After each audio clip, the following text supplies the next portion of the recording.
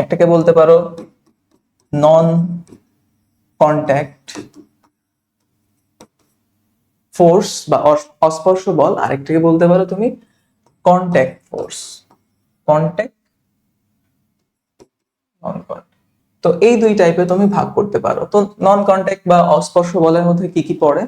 তো অস্পর্শ বলের মধ্যে যেটা পড়ে সেটা হচ্ছে তোমার মহাকর্ষ বল। মহাকর্ষ বল আছে অস্পর্শ বলের মধ্যে, মহাকর্ষ আছে।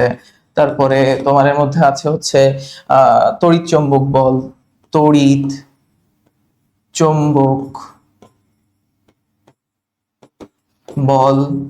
এরপর এখানে কি আছে? সবল নিউক্লিয়, সবল নিউক্লিয় বল।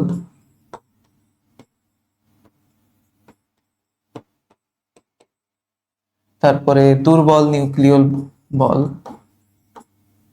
দুর্বল নিউক্লিয়।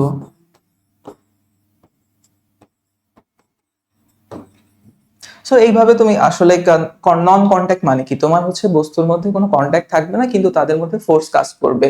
তো এইটাকে আমরা বলি হচ্ছে নন কন্ট্যাক্ট ফোর্স অ্যাকচুয়ালি। তো তোমরা একটু খেয়াল করে দেখতে পারবা যে মহাকর্ষ বল বলো, তড়িৎচুম্বক বল বলো, সবল নিউক্লিয়, দুর্বল নিউক্লিয়, এই সবগুলো ক্ষেত্রে আমাদের কি হয়, দুইটা বস্তুর মধ্যে কোনো কন্ট্যাক্ট থাকে না, এই জন্য আমরা এদেরকে অস্পর্শ বল বলে থাকি। তো অস্পর্শ বলে যদি তোমার সংজ্ঞা আসে যে ভাই অস্পর্শ বলের সংজ্ঞা কি বলবো, অস্পর্শ বল হচ্ছে যে দুইটা বস্তুর মধ্যে যদি কোনো সংস্পর্শ না থাকে, বল উদ্ভূত হয়, তাহলে তাদের মধ্যে যে বলটি কাজ করে তাদেরকে বলা হচ্ছে অস্পর্শ বল। আর যদি বলে কন্ট্যাক্ট আছে, কন্ট্যাক্ট আছে এমন ধরনের বল কি কি হইতে পারে তুমি চিন্তা করে দেখো।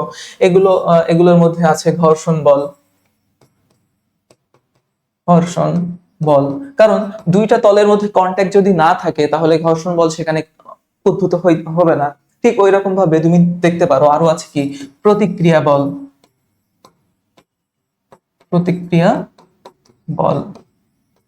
তো আমরা যদি দেখি যে প্রতিক্রিয়া বল, তুমি যদি কোন তলের উপর ক্রিয়া না করো তার মানে প্রতিক্রিয়া কোনো উদ্ভূত হবে না। আমরা এই পরবর্তীতে ক্যাটাগরিতে আরো জানবো। তো এইগুলো যে আমরা আলোচনা করতেছি কন্ট্যাক্টে, সেগুলো প্রত্যেকটাতেই কন্ট্যাক্ট না থাকলে মূলত সেই বলটা উদ্ভূত হবে না। এই জন্য প্রতিক্রিয়া বলো, ঘর্ষণ বলো। আর একটা বল তুমি জেনে রাখতে পারো সেটা হচ্ছে টান বল। সুতা যদি থাকে সেখানে টান বল, দুইটা সুতাকে দুই পাশ থেকে টানা হইতেছে, সেখানে টান তৈরি হইতেছে, তো সেখানে আমরা টান বল বলতেছি। তো আমরা মূলত এই যে ক্যাটাগরিতে মোটামুটি